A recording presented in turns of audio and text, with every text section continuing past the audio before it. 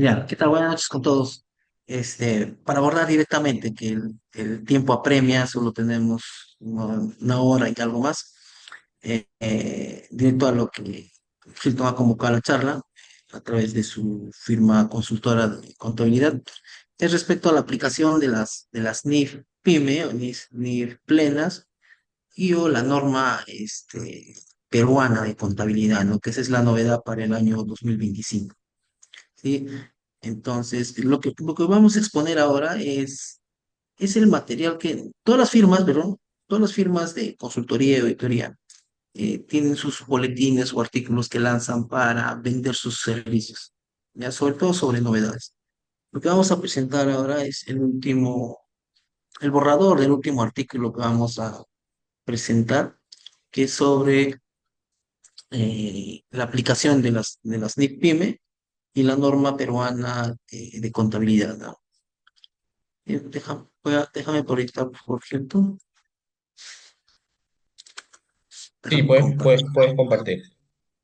Este material por lo general va a ser publicado. Eso es un borrador ya revisado. Está para afinar algunas cosas, sobre todo sobre redacción y presentación, ¿no? Esto Hilton lo va a distribuir entre ustedes. Es de dominio público. Todos pueden verlo. Se va a encontrar colgado en en la página web de la firma. Y es respecto a la aplicación de las normas internacionales de información financiera, NIF-PYME, en este caso, para el año 2025. Y también la norma internacional de contabilidad peruana, que la llama, que el Consejo Normativo ha denominado para el 2025. Entonces, empezamos con el marco legal normativo para la aplicación del SNIF en el Perú, considerando también que es de obligatoriedad para fines tributarios, ¿no? Para presentación de los estados financieros, la declaración jurada anual del impuesto a la renta, que esto ya viene desde el 2023. SUNAT ha implementado las casillas para determinar bajo qué marco normativo estás presentando tu información financiera, solo que ha habido consultas dentro de SUNAT. ¿Y qué sucede si yo no estoy dentro de los tramos que el Consejo Normativo de Contabilidad indica para yo presentar estados financieros bajo NIF-PYME o bajo NIF plena, ¿no? Entonces quedaba ese vacío. A través de ese vacío ha emitido una nueva resolución para el cierre de 2024. ¿Sí?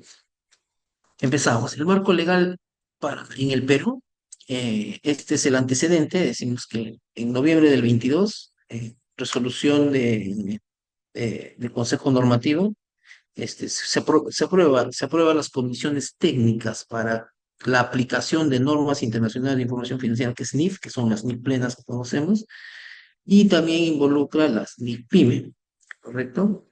Entonces, esta resolución indica los parámetros de bajo qué marco normativo están las empresas para la preparación y presentación de estados financieros. El punto de referencia es que si las empresas cuyos ingresos sean menores a 2.300 UITs eh, y mayores a 150 UITs, o sea, es decir, que están entre 10 millones y 690.000 para el año 2022, ellos deberían de aplicar las NIP-PYME, ¿correcto? Las que superan estos umbrales deben, por un año consecutivo, porque no indicaba dos, como en primera interpretación se daba, deberían de aplicar las NIF plenas, ¿no? Las NIF full, las que se conocen, ¿no? Y también se indica, ¿no? Que de acuerdo con información de la Superintendencia Nacional de Administración Tributaria, que es SUNAT, las pequeñas y medianas empresas representaban el 8% del total de empresas en el país, ¿no? Y las grandes empresas, el 1%. Y las pequeñas empresas que no superan este umbral de PYME están dentro del 91% de la economía o la actividad empresarial. ¿No? ¿Correcto? Entonces, por ello es que se ha visto la necesidad de cómo abordamos este 91%. Acá tengan en cuenta que pueden estar grifos, pueden estar mecánicas, los famosos car wash, todos los negocios que por lo general los estudios contables tienen como clientes, son ferreterías, cadenas de ferreterías, venta de abarrotes por mayor, no sé, ventas por mayor de llantas de repuesto. Todas esas entidades están dentro de este marco por lo general del 91%. ¿sí? El 1% están, el 1 y el 8% se encuentra están las NIF y las grandes empresas y las medianas empresas, ¿sí?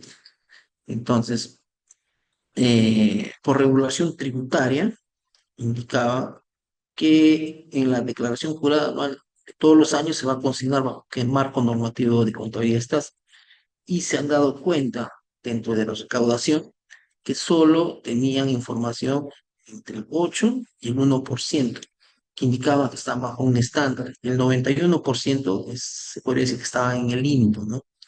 Entonces, y las consultas que fueron para los diversos colegios de contadores es indicar, ¿y nosotros qué hacemos en ese caso? Porque si consignamos en la casilla que yo soy pyme, y como tiene carácter de declaración jurada, hay un tema de delito, ¿no? Por consignar datos falsos, ¿no? Y hay un tema que es jurado. Ya, entonces, a raíz de eso es que el Consejo Normativo se ha movido y ha diseñado una nueva norma. Ya, es a raíz de esto, es a raíz de este problema del vacío que habían dejado. Por eso acá indicamos que las novedades normativas en el 2024 es que en enero del 24 se aprueba la norma peruana de información financiera para las microempresas, que establece un marco simplificado de contabilidad, de acumulación o de venta. ¿Qué quiere decir esto?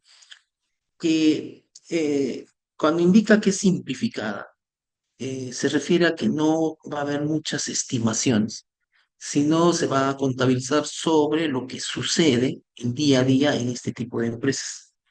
No hay necesidad de estar haciendo proyecciones financieras, de estar trayendo valores futuros a valor presente, este, estimar vidas útiles financieras como tal de los activos fijos, de los intangibles, ¿no? Te da una solución, da soluciones prácticas, pero toma casi todo el marco conceptual de la NIF para PYME, ¿ya? En lo que es definición de activo, definición de pasivo, definición de ingreso, definición de gastos, definición de pérdidas y ganancias, ¿no?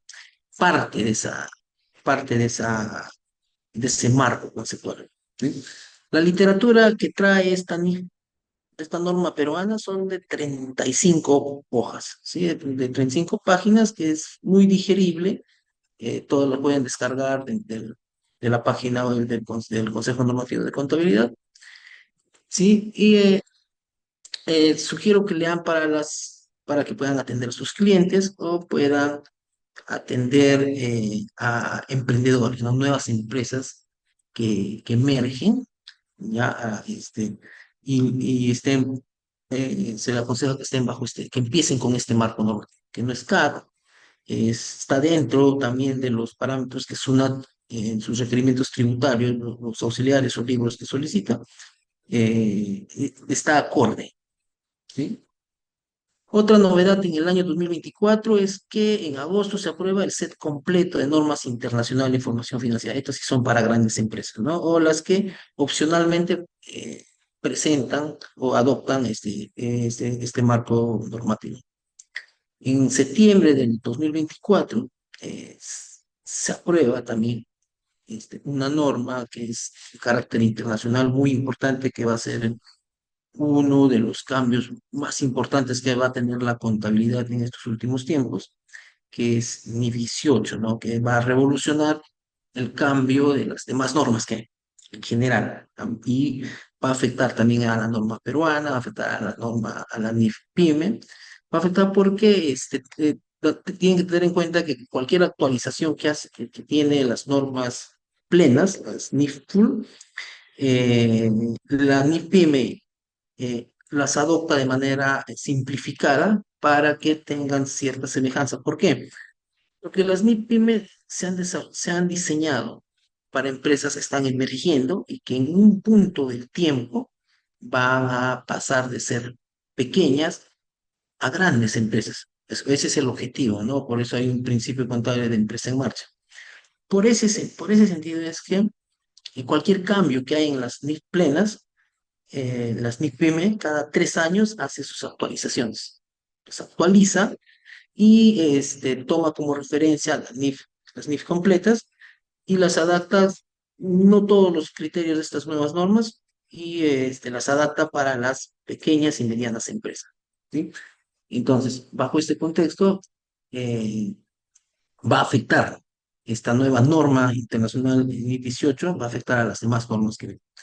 En consecuencia, la NIF peruana, la norma peruana de contabilidad, también va a sufrir cambio, porque te van a tener en cuenta, hay que tener en cuenta que esta ha sido diseñada bajo el estándar de NIF-PYME, y lo ha simplificado.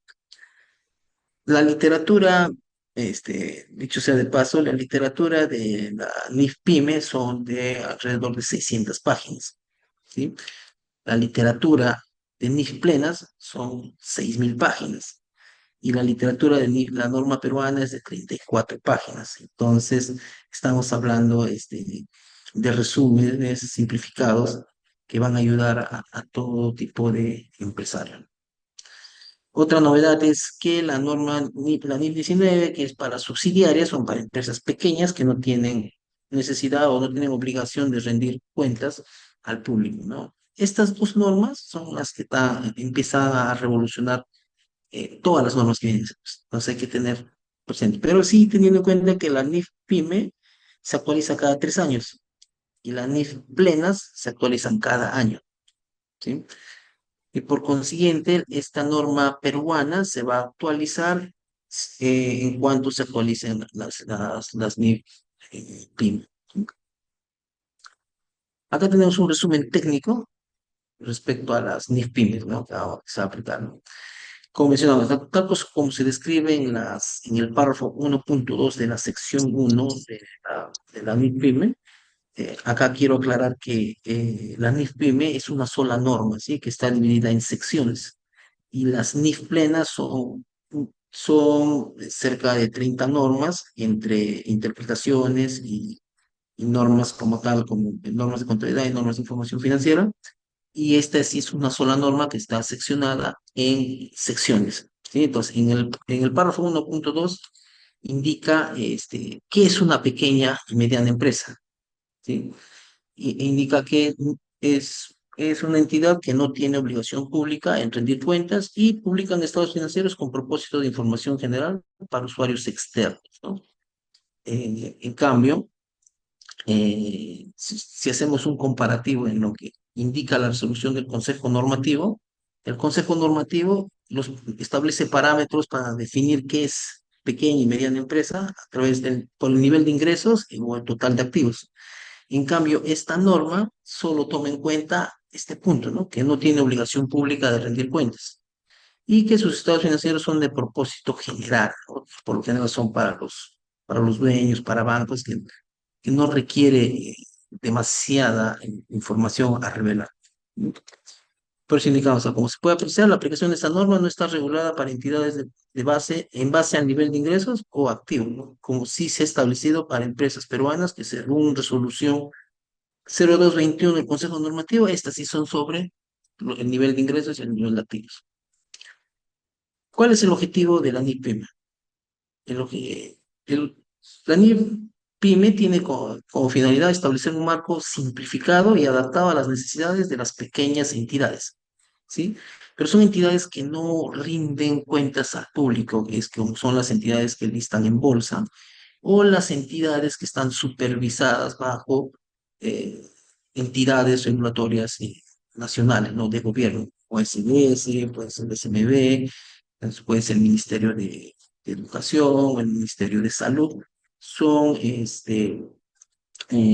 las que no están reguladas por este tipo de entidades, no están obligados a presentar este tipo de información, son las que pueden aplicar esto directamente. Pero si están reguladas, un ejemplo es las empresas EPS, las que prestan tipo seguros en EPS, empiezan como pequeñas empresas, YAFAs, que se les llama. Estas están reguladas a pesar de su nivel de ingresos, porque hay muchas empresas YAFAs que prestan servicios de EPS, son pequeñas, que podrían estar dentro del umbral de la norma peruana, pero no podría aplicar la norma peruana. Estaría dentro del marco normativo contable del Ministerio de Salud, ¿no? De las resoluciones que ellos emiten. ¿Sí? Por eso el objetivo de NIPYME es justamente dirigido a este tipo de empresas. pequeñas empresas que no tienen obligación de presentar obligación al público, de rendir cuentas de información al público. ¿Cuál es la estructura general? La estructura general, como hace rato mencionamos, la NIC para pymes está seccionada en 35 secciones y cada una está especifica de manera clara, muy concisa, no es muy amplia, los requerimientos, ¿no? Los requerimientos que requiere por cada partida que se va a prestar estados financieros.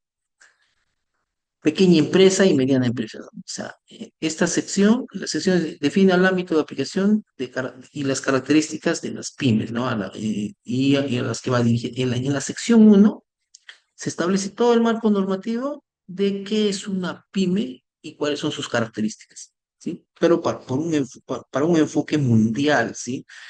Lo que hace el Consejo Normativo de Contabilidad es sobre un enfoque local. Para un enfoque mundial, que es para las normas internacionales de información financiera, en esta sección define qué es una mediana y pequeña empresa. No trata sobre el nivel de ingresos, no indica la cantidad de trabajadores ni el nivel de financiamiento. No considera esos parámetros. En la sección 2 están todos los conceptos y principios generales. Ahí vas a ver la definición de activos, pasivos, qué es negocio en marcha, cómo determinas materialidad, cómo se miden y cómo se reconocen todos los activos y pasivos y patrimonio.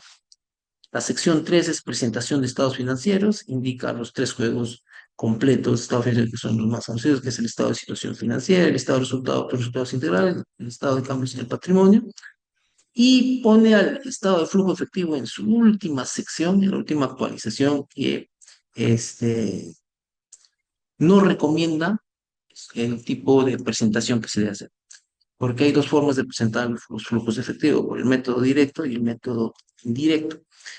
En NIF 7 sí recomienda cuál de los dos métodos se debe de aplicar, que es el método directo, pero en NIF Pymes no induce al tipo de método que debes aplicar. La sección 4 es el estado de situación financiera. Te da los requisitos sobre cuáles son los componentes que debe de tener un estado de situación financiera. En la sección 5 el estado de resultados y otros resultados integrales, que te da opciones de presentar el estado de resultado integral o de manera separada. También está en la sección 6 el estado de cambios en el patrimonio. En la sección 7 el estado de flujo efectivo, ahí indica las características de los flujos efectivos, pero bajo un enfoque simplificado. No hace mucho énfasis en los principios de los equivalentes de efectivo. ¿Bien? Con tal que se pueda disponer, indica que es efectivo. A lo que en NIF 7, equivalentes de efectivo, debe cumplir ciertos principios, ¿no? Que debe ser altamente líquido, que no debe tener restricciones más de 3 meses y que es convertible fácilmente en efectivo, ¿no? En cambio, en esta sección 7 de para pymes, los equivalentes de efectivo no pone sus parámetros. Simplemente que tengan características de efectivo es considerada dentro de la definición de efectivo. La sección 8 son notas a los estados financieros. Cabe mencionar que en la norma peruana no hace mucho énfasis o muchos requerimientos sobre revelación, ya que mm, como son transacciones no muy complejas, solo solicita revelaciones básicas. No pide mucha determinación sobre políticas, sobre estimados que se han realizado, solo información general, nada más, ¿sí? En cambio, las NIF plenas sí es muy exigente en las revelaciones. Las NIF pymes eh, no son tan exigentes, pero sí establece la información mínima requerida. También tenemos el estado financiero, en la sección 9 estados financieros consolidados y separados. En la sección 10 políticas contables y estimaciones y errores. En la 11 instrumentos financieros básicos. Tenemos otros temas relacionados con instrumentos financieros, los inventarios, inversiones en asociadas, inversiones en negocios conjuntos, propiedades de inversión, propiedad de planta y equipo, activos intangibles distintos de la plusvalía, combinaciones de negocios, arrendamientos, provisiones y contingentes, pasivos y patrimonio, ingresos por actividades ordinarias, subvenciones del gobierno, contratos por préstamos, pago basado en acciones, deterioro del activo, beneficios a los empleados, impuesto a las ganancias, moneda extranjera, hiperinflación, hechos ocurridos después del periodo sobre el que se informa, información a revelar sobre partes relacionadas, actividades especiales y transición a la NIP para... Si ustedes hacen un comparativo con las NIP plenas, son, casi tienen las mismas denominaciones, ya, solo que estos son más, más precisos, no requiere de muchos, no hay muchos principios para reconocer y medir. Tenemos los aspectos fundamentales, ¿no? El aspecto fundamental en todas las normas, tanto NIF plenas, NIF PYME y NIF de la norma peruana, siempre está en primera instancia la hipótesis de negocio en marcha. La aplicación de estas normas se hace cuando la empresa va a continuar. Si las empresas que las están llevando este tipo de norma están en un proceso de liquidación, de disolución, o planes de suspender, también se suspenden todos estos principios, ¿no? Ya no se aplican temas de depreciación, vidas útiles, amortizaciones, todas las estimaciones que se ven en las anteriores, en las normas como NIF y PYME, ya no se aplicarían. Ya entonces, si no cumple este requisito de hipótesis o negocio en marcha, se suspende toda la aplicación de las NIF. Entonces se hace bajo otro principio. El otro principio es sobre valores liquidados, ¿no? Ya eso siempre hay que tener presente. En todos los estándares de información financiera, este es uno de los más importantes, los pilares más importantes. Si no hay esto, no hay nada que aplicar, no hay norma que aplicar, no hay estimación, no hay depreciación, no hay nada. ¿Sí? También indica sobre la importancia relativa a materialidad, es decir, la, la importancia que se le da a una partida en particular. ¿Sí? Es decir, si cierra un estado financiero con cuentas por cobrar, pero esa cuenta por cobrar del total activo representaría un 0,5%, podría no ser material, no ser importante como para hacer revelaciones, para hacer estimaciones, para hacer algún uno que otro cálculo que requiere la norma. ¿Sí? Entonces, los requerimientos de las normas se hacen también sobre la materialidad, sobre la importancia que tiene la partida o la transacción económica como tal. Un ejemplo claro, ¿no? Por lo general, la adquisición de software se contabilizan como intangibles porque parten de un contrato, ¿no? Y tienen una vigencia como tal. Pero si el importe de ese software no es importante, entonces, por temas de materialidad, eh, podrías o no contabilizarlo como intangible, porque podrías también contabilizarlo como gasto, porque como la cuantía no es material, no es importante, no va a afectar tus resultados, no te va a afectar el patrimonio, no mueve la aguja en tomas de decisiones. Por eso es vital determinar cada entidad su materialidad, ¿no? Y estas normas establecen estándares de cómo determinar la materialidad. No te dice cómo, con precisión de dónde debes obtener los datos, pero deja a cada empresa que determine su importancia relativa en la preparación de estados financieros. Hay un tema sobre primacía del costo sobre el valor razonable. Fíjese, en las normas contables plenas hay muchas estimaciones que realizar, valores razonables de instrumentos financieros que pueden ser flujos proyectados, valores de mercados como tal de las acciones, de los fondos mutuos, de los derivados forward, de los activos no financieros como las inversiones inmobiliarias, la propia planta de equipo.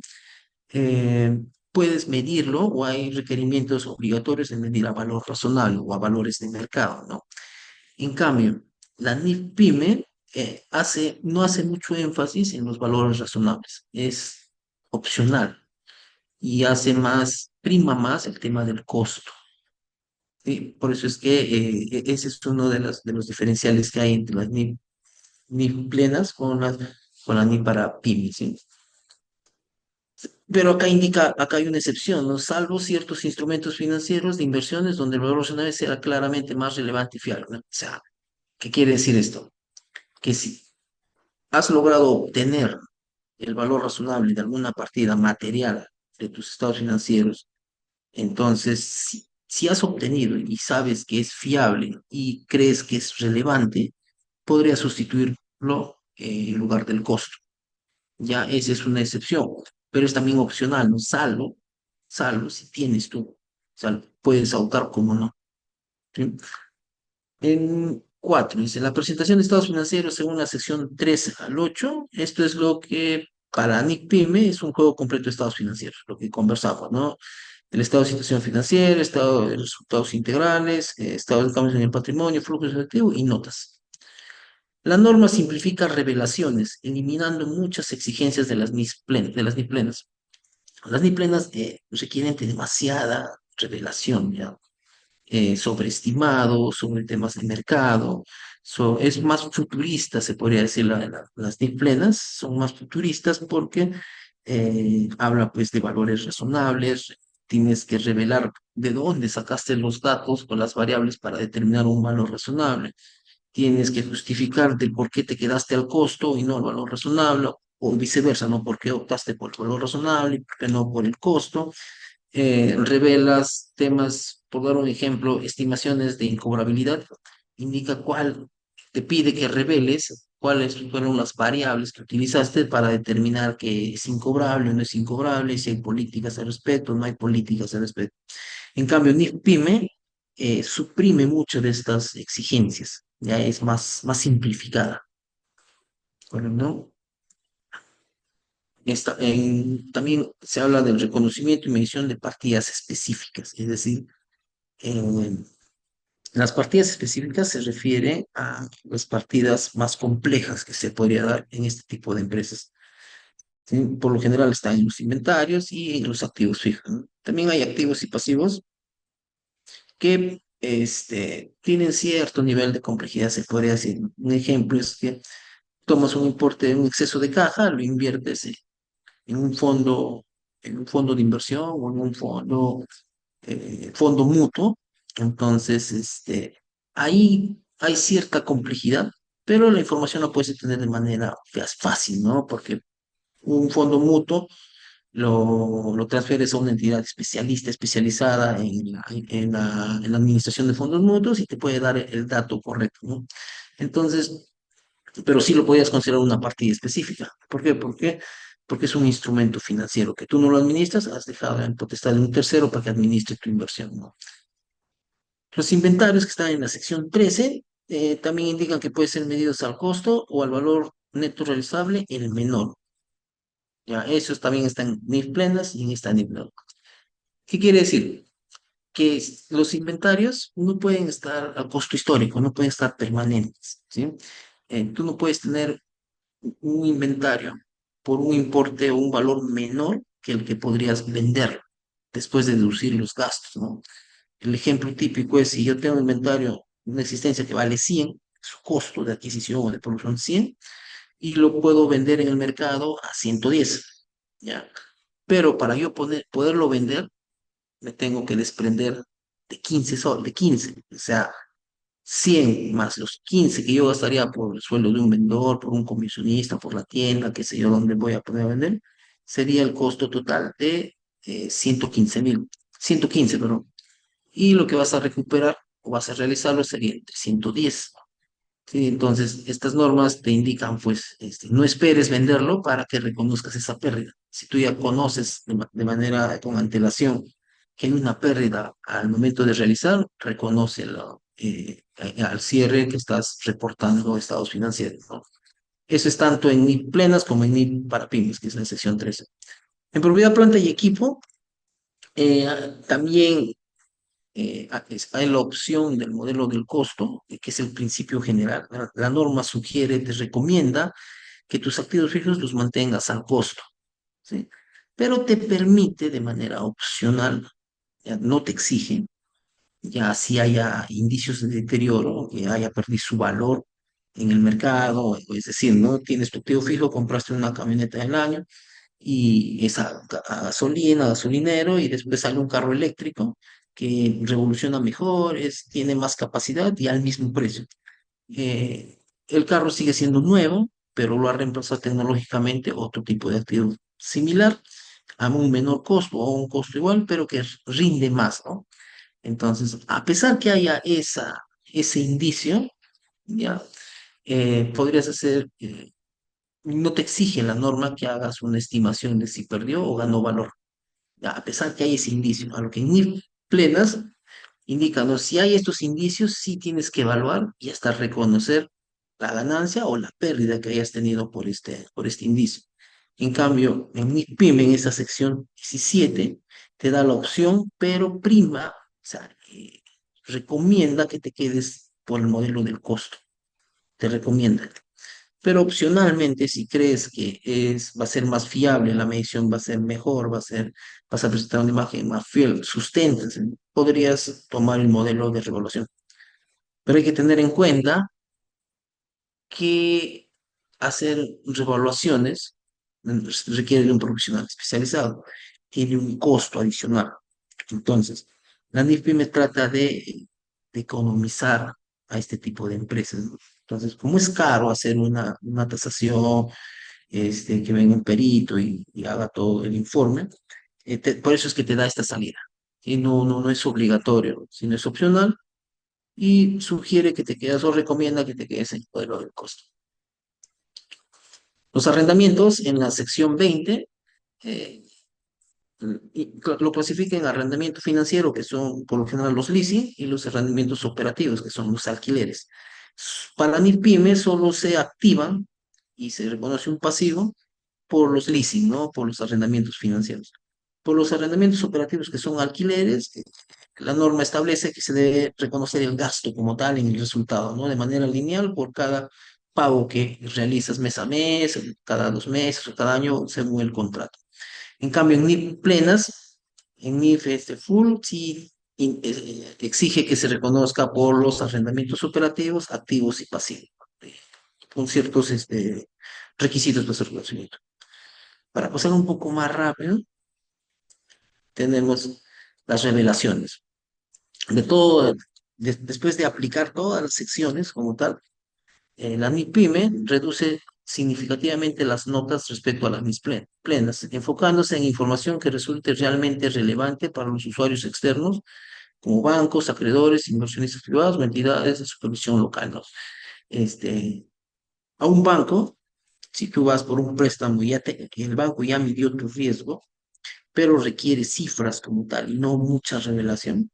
Entonces, hay información que el banco suprime, ¿no? Como qué políticas contables utilizaste, por qué tomaste el costo y no el valor razonable, los hechos posteriores, las contingencias, como que al banco no, a este tipo de usuarios no le interesa este tipo de información, ¿sí? Entonces, como el estándar sabe, consejo sabe que estos usuarios no van a utilizar eso, para ellos no es vital, ¿ya? Entonces, por eso es que ha suprimido el tema de revelaciones, ¿tá? No exige mucha revelación, solo revelaciones básicas es lo que requiere.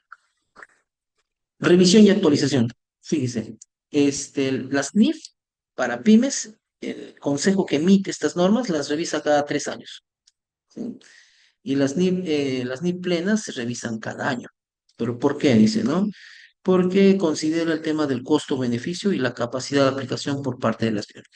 Fíjense, si esta norma NIPYME se actualizaría todos los años, cambiaría como las NIP plenas, la empresa que es pequeña estaría en constante gasto, ¿no? ¿Por qué? Por la necesidad de adoptar las nuevas disposiciones o las nuevas reglas de estas normas que se actualizan, ¿no? Entonces, el consejo que emite este tipo de normas ha visto conveniente actualizarlas cada 3 años y las empresas estén sin demasiado costo, ¿no? En temas de conclusiones académicas, dice, ¿no? La NIP para las pymes constituye un instrumento de rendición de cuentas y transparencia adaptado a entidades con recursos limitados, garantizando consistencia internacional, pero evitando sobrecargar a las empresas con exigencias complejas. Desde una perspectiva académica y profesional, su estudio permite a los futuros contadores y auditores comprender la diferencia entre relevancia versus exhaustividad en la información financiera y la importancia del principio de proporcionalidad regulatoria, ¿no? Es decir, tú no puedes medir a todos por el mismo, con la misma vara, como dicen. A las empresas grandes, ¿ya? Y que rinden cuentas a terceros, a un público en general, eh, ellos deben ser más rígidos con el tipo de información que reportan para la diversidad de usuarios, ¿no? Entonces, ellos aplican un estándar más complejo, de más revelación, de más costoso. Las empresas que no están obligadas a rendir cuentas al público, como tal vez una bolsa de valores, qué sé yo, aplicarían las normas NIF para pymes, ¿sí? Pero eso es para un estándar internacional, ¿no? Tenemos que adaptarle esta NIF PYME a los requerimientos o exigencias locales, que es Perú. En Perú indica, ¿no? Por los temas de umbrales, de ingresos y de activos, que deberías aplicar NIF PYME plena. Ahí sí hay que acatarnos a lo que dice la legislación peruana, ¿no? ¿Sí? Por eso la conclusión de MIPYME, por qué sale esta norma? Es para ver el tema de proporcionalidad regulatoria. A un gigante no puedes, no pero a una empresa pequeña no le podrías exigir requerimientos que haces a una empresa grande, no es desproporcional. Entonces, por eso es que surgen estas normas. Ahora, MIPYME también es para medianas empresas, ¿no? Para pequeñas y medianas empresas, pero nos estábamos olvidando de los empresarios de la microempresa, que no están dentro de tus umbrales y que tampoco su información financiera va a muchos acreedores, ¿no? A lo mucho va a un banco, a un analista de crédito, a una caja, a una entidad financiera y no necesariamente un banco. Entonces, también para abordar este tema de proporcionalidad es que la legislación peruana o el Consejo Normativo de Contabilidad saca a la luz esta norma peruana que estábamos hablando, ¿sí? Esto ya discutimos el tema de algunas diferencias entre el NIF PYME y las NIF plenas, ¿ya? Lo que queríamos hablar es acá sobre la incidencia tributaria al aplicar NIF para pymes en el Perú, ¿sí? El aplicar cada sección a cada partida de sus estados financieros o preparar nuestra información financiera sobre las transacciones que realizan el día a día las empresas, eh, al aplicar este estándar va a haber cierta inconsistencia con los requerimientos que tiene la SUNAT, en este caso, en el fisco. El ejemplo claro siempre va a encontrar esto es en el tema de depreciación. Esta norma contable te exige temas de vida útil, no tan precisos como la NIP plenas, que te exige que cada año revises la vida útil. En cambio, en la NIP para pymes, eh, solo te podría decir por única vez determina la vida útil de tus activos fijos, ¿no? Entonces, ahí siempre va a haber inconsistencias, porque puede ser que la depreciación con NIF PYME sea un 20% del valor del activo, pero el gasto tributario aceptado para fines de impuestos sea el 10%. Entonces vas a tener un 10% que el fisco te va a desconocer y te va a pedir que hagas el reparo correspondiente. ¿Sí? Entonces, ese diferencial, ese exceso de depreciación para temas financieros no lo puedes perder, ¿no? Entonces eso generaría una diferencia temporaria. Y esa diferencia temporaria, como lo vas a poder aplicar en el futuro, esta NIF PYME, en una de sus secciones, requiere que reconozcas el impuesto diferido activo, siempre y cuando vas a poder aplicarlo en el futuro. Por eso acá ponemos el ejemplo claro, es la depreciación con base a vida útil económica y el valor residual, y las tasas máximas del impuesto a la renta por tipo o clase de activos. E indica, ¿no? Si el mayor valor a la permitida, el exceso no es deducible, que conversamos. O si la presión contable es mayor que la tributaria, la permitida, te va a generar un reparo tributario y ese reparo tributario, como lo puedes deducir en el futuro, la norma te indica que puedes contrarrestar el impuesto diferido activo. El ejemplo es, ¿no? Costo de máquinas, 120.000, una vida útil de 12 años, entonces se deprecia a razón del 8,33%. Esto lo determinas con aplicación de NIF-PYME. ¿Sí? Y ha determinado en su juicio del que aplica esta norma o en esta empresa que el activo que compró va a ser utilizado por 12 años. Sin embargo, entonces, por consiguiente, la tasa de depreciación anual va a ser un 8,33. Sin embargo, la tasa tributaria o el gasto tributario es el 10% del costo del activo. Entonces, vamos a decir que para el 2024, la depreciación contable va a ser 10.000 y la depreciación tributaria 12.000. Fíjense, en este caso es que tu depreciación contable fue menor que la depreciación tributaria. Este exceso no genera ningún impuesto diferido, según la norma NIF 12 y esta, la NIF, una de las secciones de la NIF para pymes. Entonces, cuando existe eso, no se reconoce ni un activo diferido, ni un gasto o ingreso, ni un pasivo diferido. O sea, no, acá no se reconoce por cierta peculiaridad, ¿sí? En cambio, si es lo contrario que hace un momento hablábamos, sí se reconoce un impuesto diferido activo cuando el gasto contable es mayor que el gasto tributario, ¿no? Para dejar claro esto, ¿por qué no se reconoce un impuesto diferido?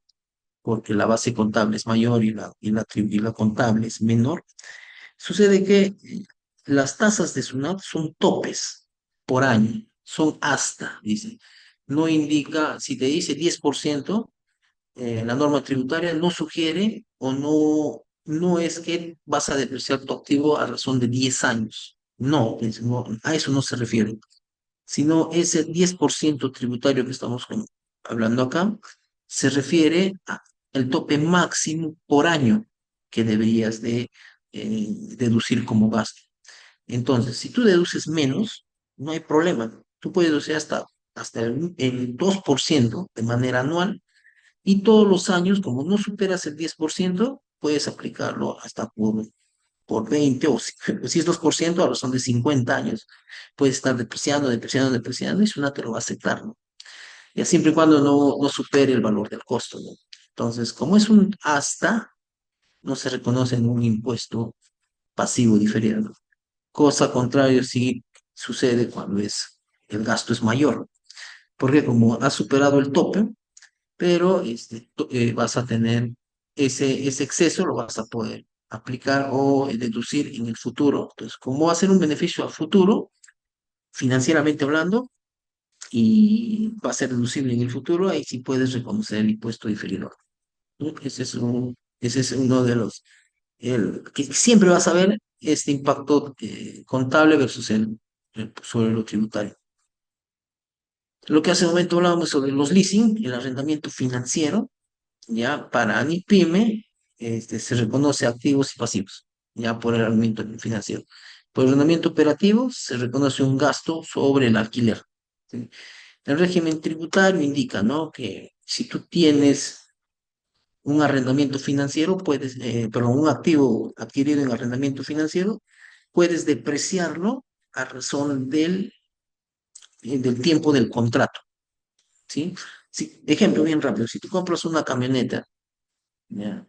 Por un arrendamiento financiero en leasing, por pagaderos en 2 años, 2 años, pero puedes deducir o puedes depreciarlo tributariamente a razón del 50%, ¿sí? Pero contablemente, aplicando la NIF-PYME, podrías establecer que esa camioneta que has adquirido te va a durar 5 años, vas a utilizarlo por 5 años. Entonces, la depreciación financiera o contable va a ser a razón del 20%, pero tributariamente a razón del 50%. Entonces, ese diferencial en la DJ, vía DJ, puedes deducirlo, ¿no? ¿Por qué? Porque solo contabilizaste un 20%. Entonces tendrías un 30% eh, para aprovechar ese gasto, pero no en contabilidad, sino vía DJ. Entonces, ese diferencial es lo que te va a generar un pasivo diferido por impuesto a la renta. Sí, por la depreciación acelerada. Ese es el efecto tributario. Es lo que mencionamos acá, ¿ve? Activo vía leasing, 300.000, vida útil contable de 10 años y se deprecia a razón del 10%, 30. El contrato cumple el requisito, tributariamente la tasa es del 20%, o sea, está acelerando, ¿eh? ¿Por qué? Porque el contrato debe ser de 5 años para fines del ejemplo y la tasa contable es a razón del 10%. Es decir, En DJ puedes, en la declaración jurada puedes deducir gasto por depreciación hasta 60.000, pero contablemente solo tienes 30.000. Ese diferencial lo puedes deducir vía DJ nada más, no es necesario que contabilices ese diferencial.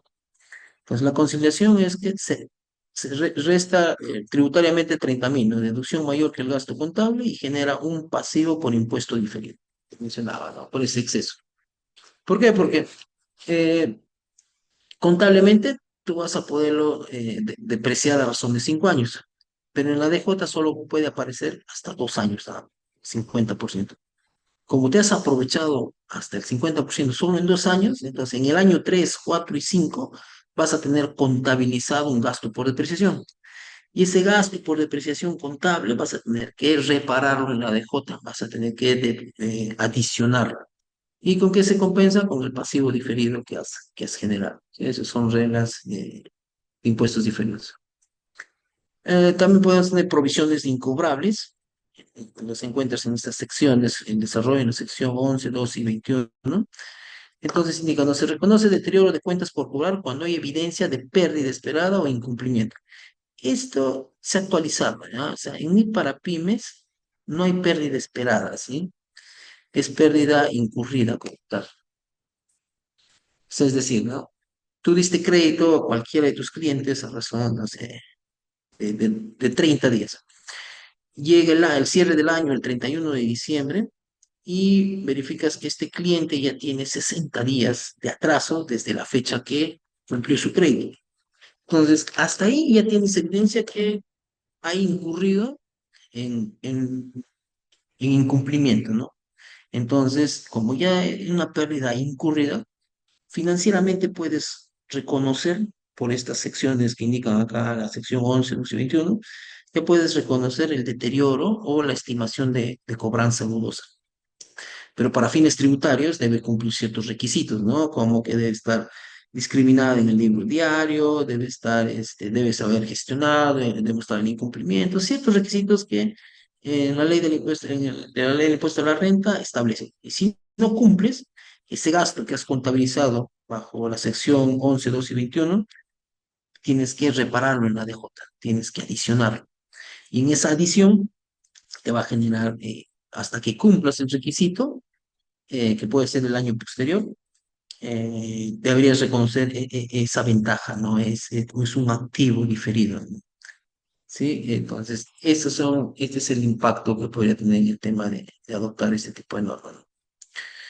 Igual sucede con los inventarios, o sea, financieramente existe el valor neto de realización, que hace un rato hice el ejemplo de que tú tienes mercancías a un costo al cierre del año de 100, como decía, pero esto puedes venderlo, o sea, en el mercado su precio de venta es 110, ¿ya? Pero para poder vender esta mercancía, tienes que incurrir en ciertos gastos necesarios para poderlo vender, y con el ejemplo que doy es 15, entonces tendrías 15 más los gastos para venderlo sería 115 y lo vendes a 110. Entonces tendrías una pérdida de 5, ¿correcto?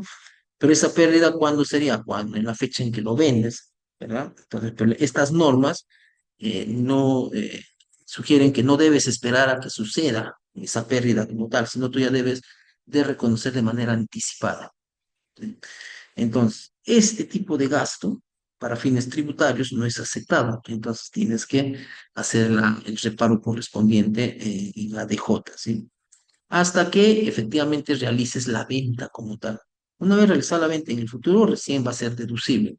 Pero mientras no, y como sabes que en el futuro te van a aceptar ese gasto, se reconoce el activo diferido, activo, ¿no?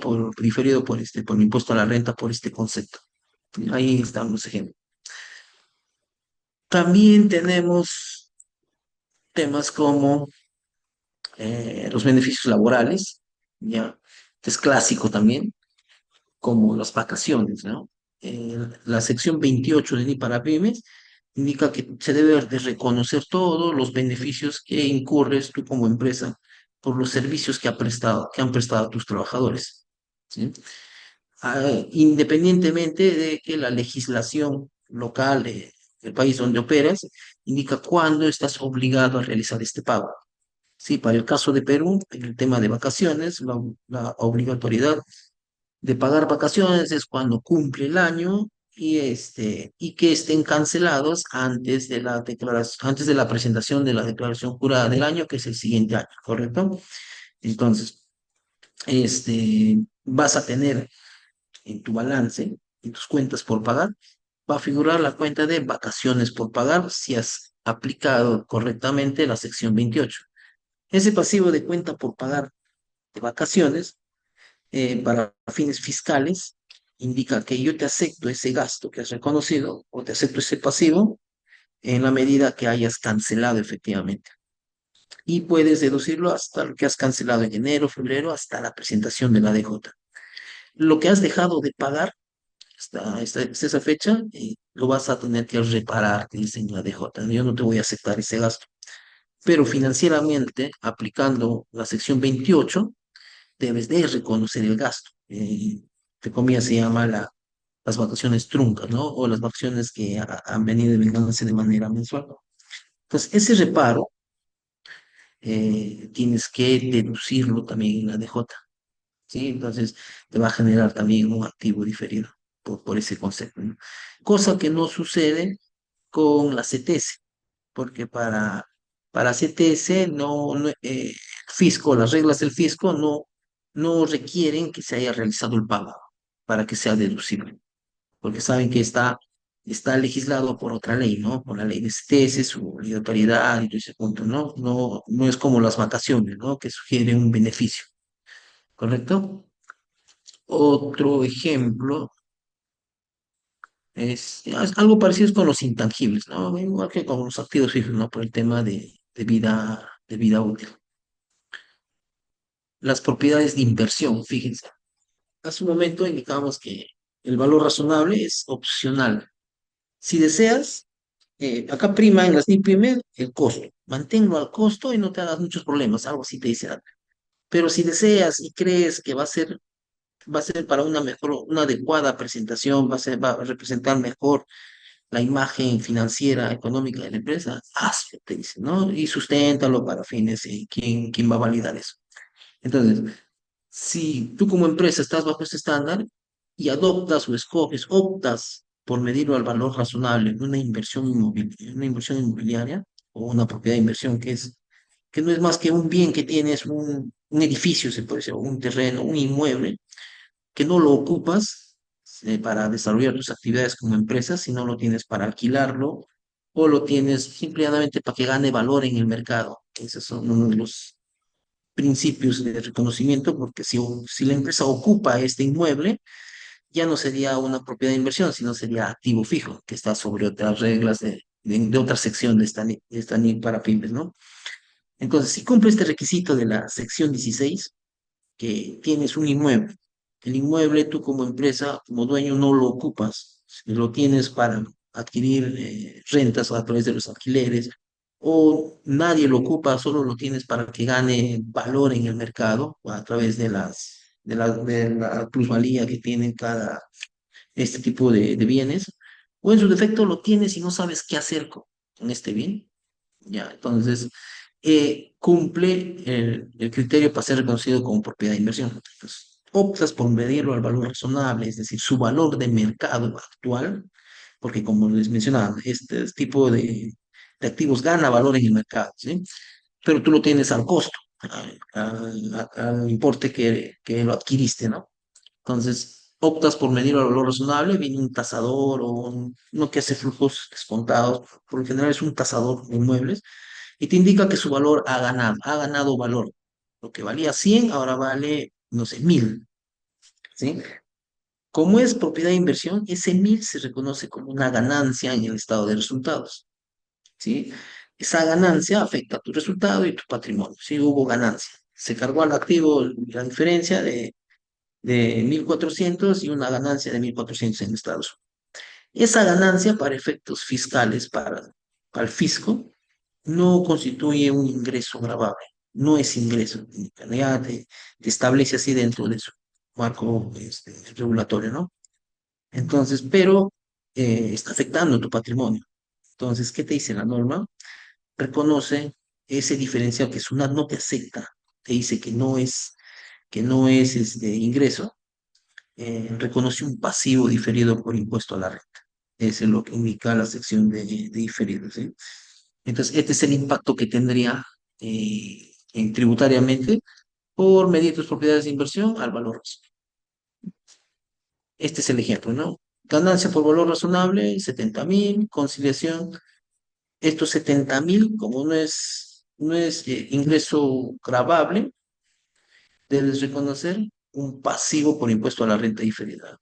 29%, que es la tasa del impuesto por este exceso, y tendrías tú un pasivo en tu balance de 20.650 con un cargo al gasto, ¿no? Por impuesto diferido. Y así acá hacemos mención de cada sección de las principales secciones que generan este impacto tributario, ¿sí? El material se lo vamos a proporcionar para que lo tengan claro por cada sección. Acá hablamos justo de la revaluación. Esto sí es de activo fijo, ¿eh? La sección 17, ¿no? ¿Por qué? Acá también puedes tener un inmueble y arriba también tienes un inmueble. Ya dije por qué se clasificó uno como inversión inmobiliaria y por qué acá queda como activo fijo. Activo fijo, un inmueble es un activo fijo y está dentro del alcance de esta sección cuando es ocupada por la empresa o por los dueños de la empresa, o que es la empresa, ¿no? Que es el dueño. Lo ocupa para prestar el servicio, para fines administrativos y lo utiliza como tal, ¿no? Para generar ganancias, ¿no? Para generar actividades propias de su giro. Si las ocupa, entonces está dentro de esta sección 17, que es la de activo fijo o de propiedad, planta y equipo. Y si es todo lo contrario, está bajo la sección 16 anterior, ¿no? Que es de inversión. Ahora, esto también se puede medir al valor de mercado, que la norma lo llama superávit, ¿no? Superávit de revaluación. Y corre el mismo criterio que la inversión inmobiliaria, lo puedes medir a su valor razonable y el exceso, la ganancia, no afecta, acá en este caso no afecta al resultado, no es un ingreso, sino afecta directamente al patrimonio. Y también genera un impuesto a la renta pasiva, similar a que teníamos en inversión inmobiliaria. Pero ¿por qué pueden decirnos si no ha afectado al resultado, si no estoy haciendo ningún reparo tributario, ninguna deducción ni adición al respecto? Lo que sucede es que eh, si vas a conservar ese activo para uso, ten en cuenta que los inmuebles también se deprecian, ¿ya? Y para efectos fiscales, solo es aceptado tributariamente el gasto por depreciación del costo de adquisición del bien del activo fijo y no de la parte revaluada. Cualquier cosa que tenga que ver con el importe revaluado, tributariamente no es aceptado, ¿sí? Entonces, por eso es que se reconoce ese pasivo diferido para que año a año se vaya regularizando. Esta es otra de las implicancias tributarias que tiene el adoptar las NIF, tanto plenas como pymes, ¿no? Sí.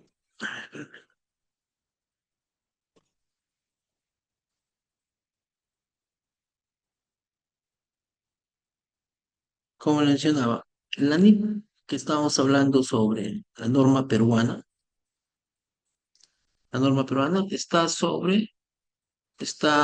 se ha elaborado sobre la base de todas estas secciones, uno, 2 hasta la 35.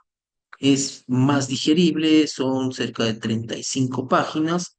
En cambio, esta NIF para pymes son cerca de 400 a 500 páginas con todas sus interpretaciones que hay al respecto. Entonces, ustedes tienen que medir los umbrales de sus clientes o de la empresa donde están operando para ver cuál se acoge más a su realidad, ¿no? Por un tema de costo-beneficio, ¿no? Por el tema aplicar estas normas es un poco caro. Esta NIPYME no es tan caro, pero igual tiene sus peculiaridades, ¿no?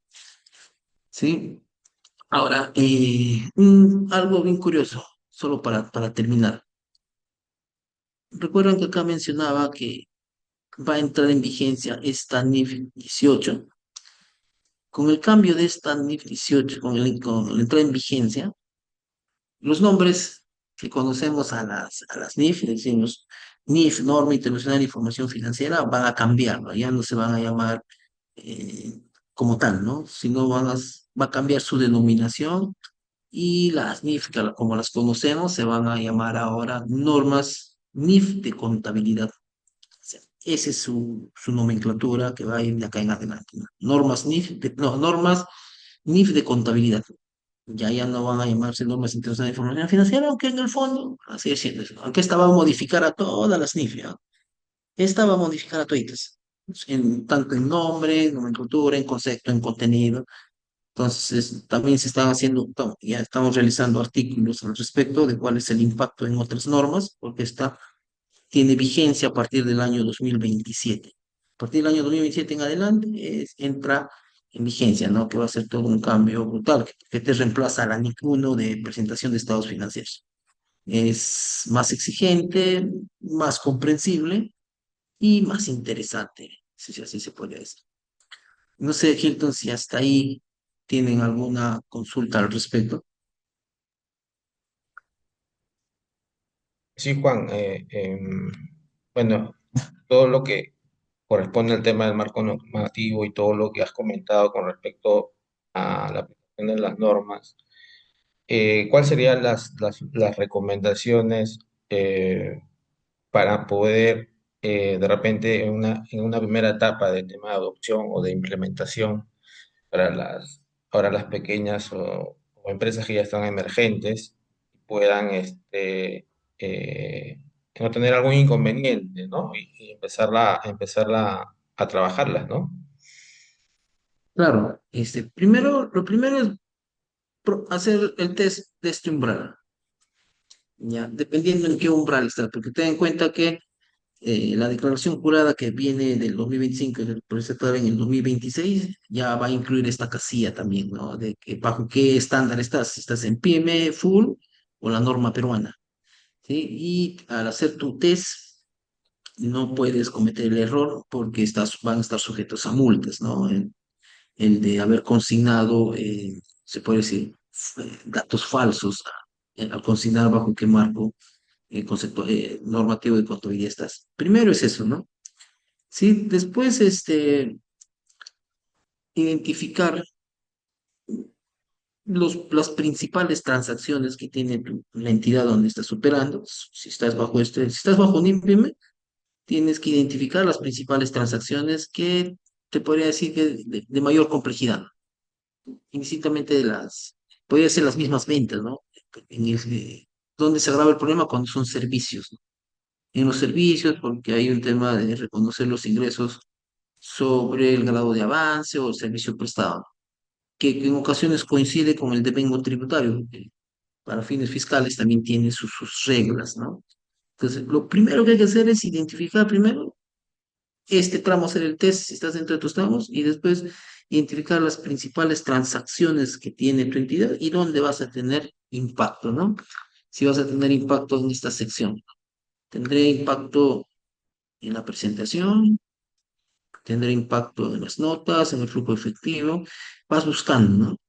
En los instrumentos financieros básicos, no creo tendré si tengo inventario, no soy una empresa de servicios, no, tacho, ¿no? Tengo inversiones en otras empresas, no, tacho, dice, ¿no? Tengo inversiones en negocios conjuntos, tal vez sí, no, ya haces un check, ¿no? Tengo propiedades de inversión según lo que indica acá que son propiedades de inversión, no, tengo activo fijo importante, si soy empresa de servicios, como ahí tendrías que evaluar si sí o no, ¿no? Pero si es una entidad que opera con maquinaria y otros, le darías un check, ¿no? Tengo intangibles, sí, pero no son tan materiales, ¿no? Tengo una licencia de software nada más, entonces podría darle X, ¿no? Y así, sección por sección, ¿no? Por eso es que hay que buscar este enumerado, ¿no? En el enumerado, pues está qué es lo que quiere, qué es lo que quiere, qué es lo que quiere. Sobre eso, una vez que identificas las principales transacciones, identificas qué sección sería aplicable para tu entidad y procedes a la adopción, siempre guiándote, pero de un experto, no un contador, por lo general, que te lo podría estar llevando, que tenga experiencia en este tipo de acciones, ¿no? Esa es la recomendación, Hilton, en hacer esos tres pasos, ¿no? Sí, Juan, muy importante y bueno, todos los, ahorita no sé si tendrán alguna consulta o de repente ya están en la parte de repente de implementación o adopción. Nosotros hemos realizado eh, un curso o una especialización hace poco, ¿no? Quería comentarles un poco también, de repente, nosotros tenemos las clases grabadas, ¿no? Para que de repente también, si los que desean, les podamos compartir también el tema de algunas clases, ¿no? Porque acuérdense que lo que comenta Juan, eh, el tema de adopción por primera vez de las NIPS, digamos que ese es un trabajo, ¿no, Juan? O sea, ahí hay que tener bastante cuidado también el tema de la adopción, ¿no? De usar esa norma, ¿no?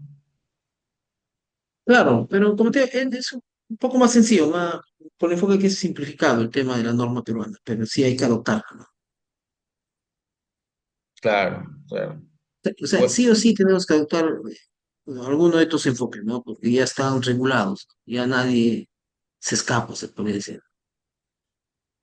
claro, exacto, ¿no? Entonces, eh, nosotros tenemos información sobre las normas, entonces si de repente por ahí desean información, me escriben al WhatsApp, al grupo y se lo vamos a compartir, ¿no?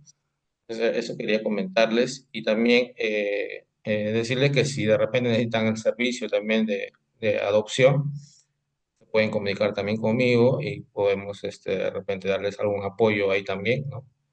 Y puedan de la mejor manera pues desarrollar todo este proceso que es del tema de adopción, ¿no? Entonces, Claro, acompañamiento también podría ser Hilton.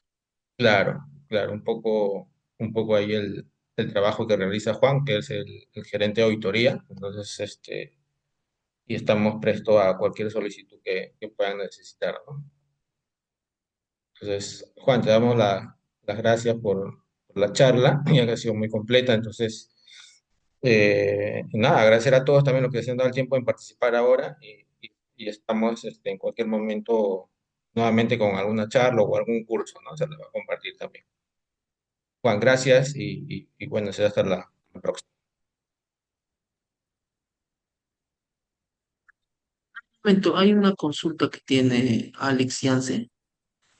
Menciona, dice, la entrada en vigencia de NIF 18 se va a repercutir en la forma de la contabilidad, en la estructura contable de las operaciones o solo va a tener una implicancia a nivel de presentación. No, la implicancia es a nivel de presentación, ya, pero la complejidad va a ser en determinar, en formular esta presentación. Ya vas a tener que presentar el estado de resultados en tres secciones, ¿no? Ya no como veníamos presentando, ¿no? Veníamos ingresos, costos, después venía el margen bruto, indicaba las actividades de operación que es el gasto administrativo de venta, el margen operativo y los otros ingresos y el resultado neto. Antes de impuestos, tomabas el impuesto y el resultado neto final. Pero ahora vas a tener que sustentar bien y presentar en tres actividades. Ingresos por operación, tus ingresos generados por las actividades de financiamiento, tus ingresos generados por actividades de inversión. Igual los otros gastos, ¿no? Los gastos que tienes en tu estado de resultados, cuáles son por actividades de inversión, de financiamiento y de operación. Pero ¿quién va a dar el visto bueno? Son los auditores financieros, ¿no? Entonces, si no lo puedes sustentar bien, solo lo preparaste, como dice así nomás, eh, te van a, te van a hacer los reparos correspondientes, ¿no? Es más de presentación, Alex, de presentación, pero va a cambiar brutalmente porque va a cambiar la presentación del estado de flujo efectivo, debes establecer políticas y tus software deben estar en la capacidad de transformar la información que ingresas a la contabilidad y pasarlo a estos formatos que ahora va a requerir, que requiere el estándar, ¿no? NIF 18. Sí, el impacto va a ser, creo obviamente sí, ser brutal porque vas a tener que hacer cambios en los sistemas. Los sistemas contables se tienen que adaptar a esto, ¿no? Igual la información de donde obtienes, si son de distintos módulos, también tiene que adaptarse cómo se va a capturar los datos, ¿no? Para llegar al requisito. Genial. Ok, Juan. Bueno, Gito, Entonces, damos por concluido la charla y gracias nuevamente, Juan, y a todos los que han participado. ok. Hasta Chao. una nueva Hasta luego. oportunidad. Hasta una nueva Hasta oportunidad. luego. Hasta luego. Gracias, buenas noches.